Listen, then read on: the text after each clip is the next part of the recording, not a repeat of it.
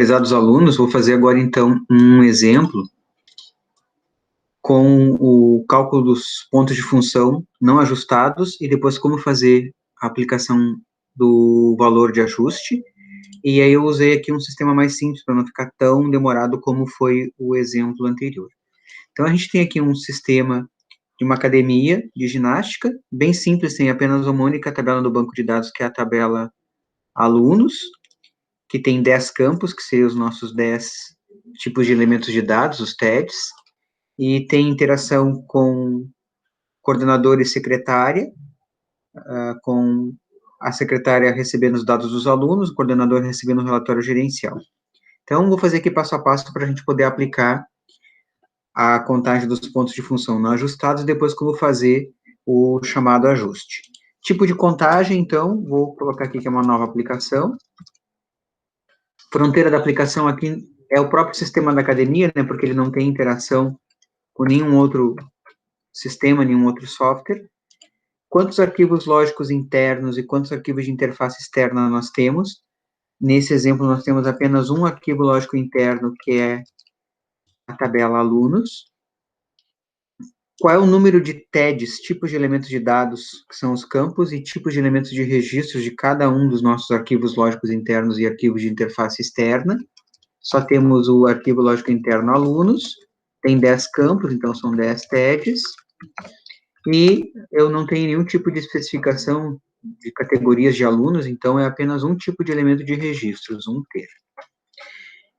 Definir as entradas externas, saídas externas e consultas externas. Como a gente viu no exemplo anterior, as entradas externas são as operações que a gente faz com o banco de dados, incluir, alterar, excluir. Então, nós temos incluir alunos, é uma entrada externa, temos atualizar ou alterar os dados dos alunos, outra entrada externa, temos excluir os alunos, consulta externa, consultar os alunos, aí poderia ter consulta por vários parâmetros, né, consultar pelo código, consultar pelo nome, consultar pela faixa etária. Então, supor que eu tenho uma consulta externa, e as saídas externas são os resultados que o meu sistema apresenta. Por exemplo, aqui, ó, nós temos o sistema da academia com uma seta encaminhando dados dos alunos para a secretária e um relatório gerencial para o coordenador. Então, a princípio, nós teríamos um relatório com os dados dos alunos.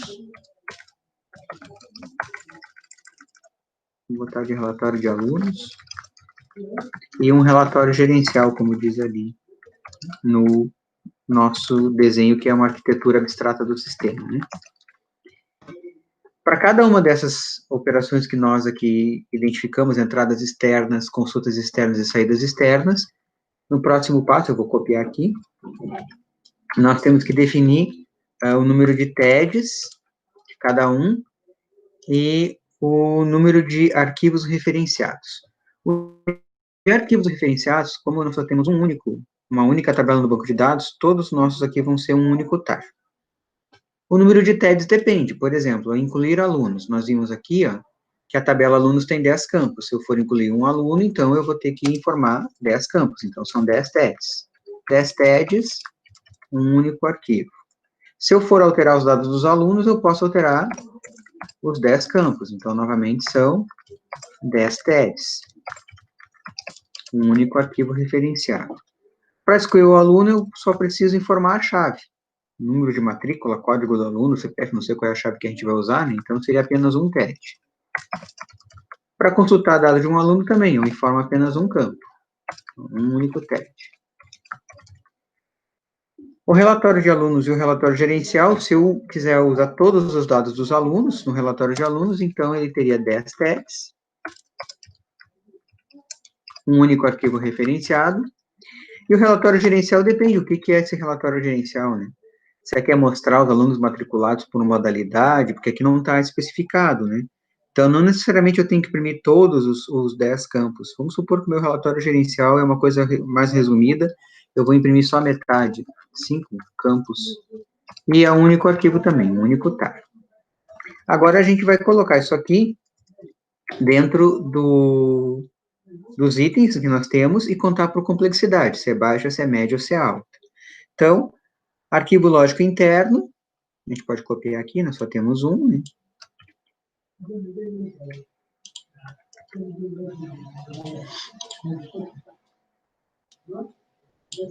Arquivo de interface externa nós não temos, o sistema não possui. Entradas externas nós localizamos, identificamos 3 entradas externas.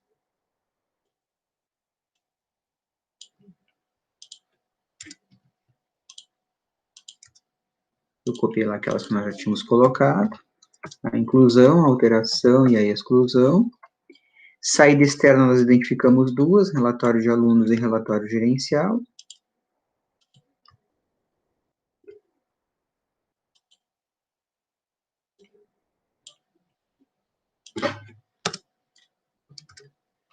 E consulta externa nós colocamos só uma, que é consultar os alunos.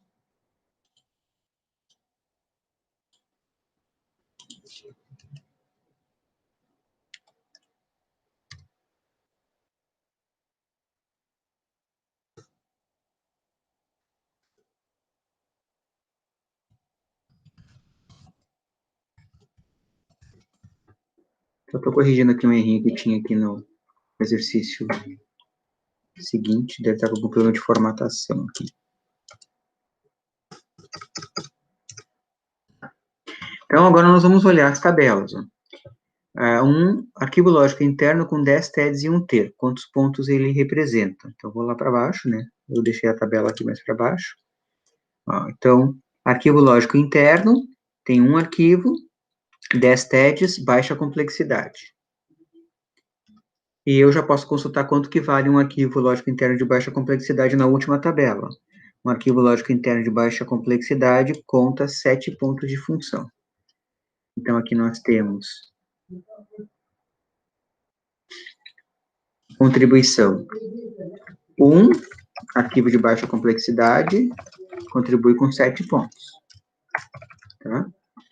Aqui só tem esse, né? Então, baixa complexidade, 7 pontos, total, 7 pontos. Não temos nenhum arquivo de interface externa.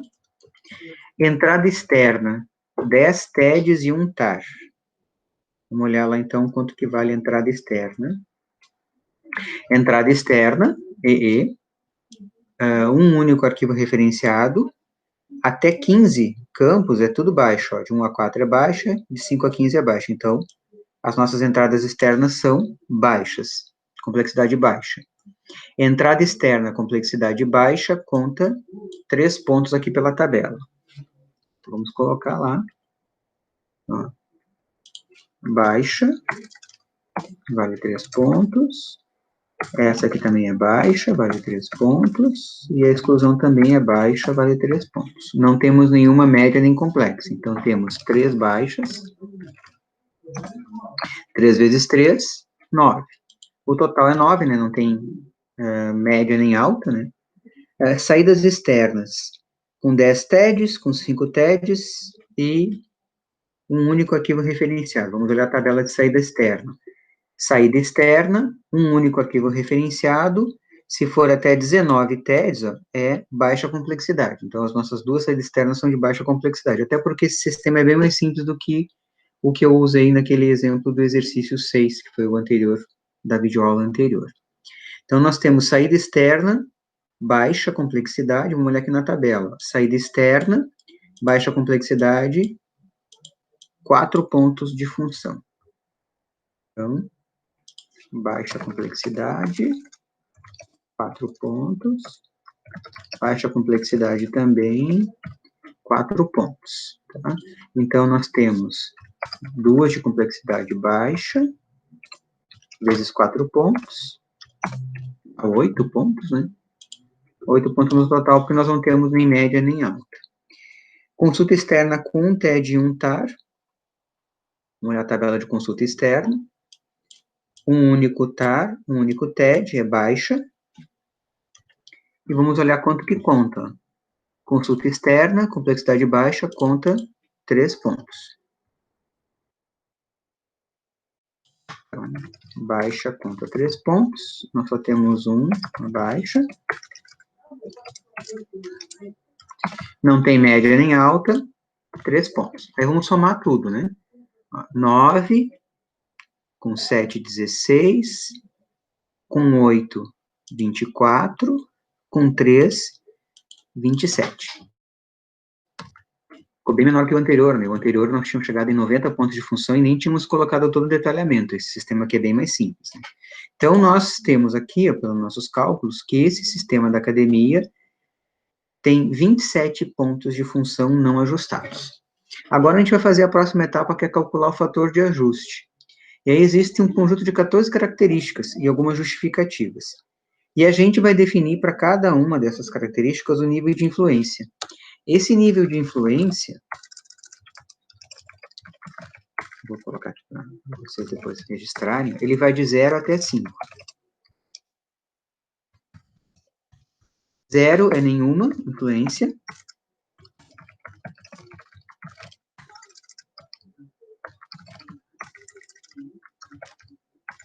Até 5, que é o máximo de influência. Isso aqui é bem subjetivo, porque nós vamos ter que olhar as características e ver o que serve para o nosso sistema, né? Então, aí fala comunicação de dados, processamento distribuído, entrada de dados online, processamento complexo, depende muito, né? Então, por exemplo, eu estou desenvolvendo um aplicativo que tem cálculos matemáticos muito complexos, então aqui no processamento complexo eu vou colocar 5, que é a nota máxima, para um nível de influência. Para nós, o nosso sistema é 0. Então, a gente não tem aqui nesse sistema, que é um sistema muito simples, nada que seja muito complexo, né? Comunicação de dados, ó. O sistema era operar em micro standalone, portanto, não possui comunicação de dados. É um sistema bem simples, não fala nada de usar via web, né? Poderia ser um aplicativo via web, não é? Então, vamos supor que, para nós, né, o nível de influência desse item aqui é 0, não, ele não tem nenhum tipo de comunicação de dados. Processamento distribuído também não é um software que tem processamento distribuído. Tem algum requisito de performance estabelecido pelo usuário? Tem picos de uso, horários, ele tem que dar a resposta em tantos segundos, no máximo tantos segundos tem que dar uma resposta? Também não, né? É uma configuração altamente utilizada, depende muito do uso do processador? Também não, né? Tem algum volume de transações, algum período de pico esperado? Vamos supor que no início de cada mês, quando as pessoas vão pagar as mensalidades da academia, tem um volume de transações maior. Então, isso é uma coisa que já foi estabelecida pelo usuário. Vamos colocar aqui, então, que não é 5, que é o máximo de influência, mas é uma influência média, vamos colocar que é nota 3. Né? É um sistema online? Sim. Vou botar nível 5. É com interface gráfica? Sim. Então, nível máximo. Tem algum tipo de proteção, backup? O usuário pediu que nós fizéssemos algum tipo de backup, tem que ter algum controle de perda de dados, vamos supor que tem backup, que tem algum tipo de armazenamento em nuvem, então vamos colocar aqui um nível de influência 4. Nós, quando desenvolvemos o sistema, ou estamos pensando em fazer, vamos fazer algum tipo de reuso, de que possamos reutilizar as funções? Acredito que sim, né? Vamos colocar uma influência média aqui. Ele é instalado automaticamente, sim ou não? Vamos colocar aqui não. A facilidade operacional tem que ser um sistema amigável para o usuário. Vou colocar nota máxima 5. Ele vai ser implantado em mais de um local? A princípio, não. Porque na academia, vamos supor que só tem uma única filial, né? Tem alguma especificidade para fazer alterações, modificações do sistema? Também vou dizer que não. Vou colocar 0. Aí eu vou pegar e vou somar todo esse nível de influência aqui. Então, nós temos 13, 17, 20, 25 pontos, tá? Isso aqui é bem subjetivo, né? Mas por que eu coloquei 4 para atualização online e não coloquei 5? Isso aqui a equipe vai ter que se reunir com a sua experiência e analisar o que tem de dificuldade ou de requisitos e o quanto a gente vai dar de influência para esse item para chegar no total desses fatores de ajuste. Aí eu tenho, então, que o nosso sistema tem 27 pontos de função não ajustados e tem aqui, de acordo com essas 14 características, uma pontuação de 25. Agora a gente vai usar isso para calcular o número de pontos de função ajustados. A gente vai calcular o chamado valor do fator de ajuste com essa fórmula aqui. Ó. O valor do fator de ajuste é o grau de influência total, que é chamado de JIT, né? Soma de todos os valores do nível de influência, que no nosso caso é 25, multiplicado por 0,01, mais 0,65. Por que 0,65? Esse 0,65 significa que os ajustes, eles representam 35% aqui do sistema. Tá? Que é o 100 menos 65 dá os 35. Então, o que a gente vai calcular? A gente vai fazer valor do fator de ajuste é igual ao meu grau de influência total, que nós contamos como 25, vezes 0,01, somado a 0,65. Tá? E aí a gente vai ter, então, o valor do fator de ajuste, o VFA. Vou fazer o cálculo aqui para a gente testar. Então, 25 vezes 0,01 mais 0,65.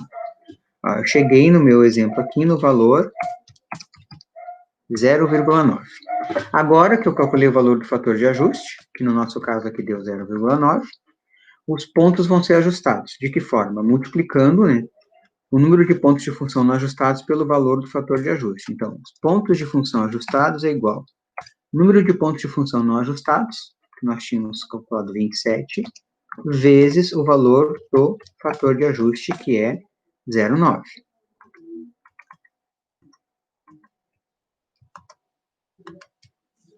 Então, eu vou fazer o cálculo aqui, ó. 27 vezes 0,9, 24,3, tá? Então, o número de pontos de função ajustados, PFA, número de pontos de função no nosso sistema da academia são 24. Eu vou arredondar aqui para baixo, como deu menos que 5, né? Depois da vírgula eu arredondei para 24 pontos. O que eu sei, então? Para desenvolver esse pequeno sistema, eu preciso de 24 pontos de função. Vamos supor que nós, na nossa empresa, identificamos que a nossa equipe de desenvolvimento consegue fazer, em um mês de trabalho, 10 pontos. Então, eu precisaria de mais de 2 meses para poder fazer esse sistema. Claro, eu estou supondo aqui, né? Se eu sei agora o número de pontos de função, eu vou identificar com a minha equipe quantos pontos de função a gente consegue implementar com aquela equipe, em quanto tempo, e quanto custa para a minha empresa, para os meus custos, implementar um ponto de função. E lembrando que quando a gente fala de custo, se eu tenho uma empresa, eu não posso só colocar o valor que eu pago para os meus colaboradores, eu tenho que colocar todos os custos, né, envolvidos. Nem que eu faça um rateio, né? Quantos por cento do aluguel da sala comercial onde eu tenho a minha empresa instalada, eu preciso representar dentro deste aplicativo, tá? Para depois que eu souber o custo, eu poder fazer a aplicação do meu percentual de lucro e, então, definir o valor do aplicativo, do sistema que eu quero desenvolver, ok? Então, agora, o próximo passo, eu vou colocar alguns exercícios para vocês desenvolverem ali no Moodle sobre a análise de pontos de função.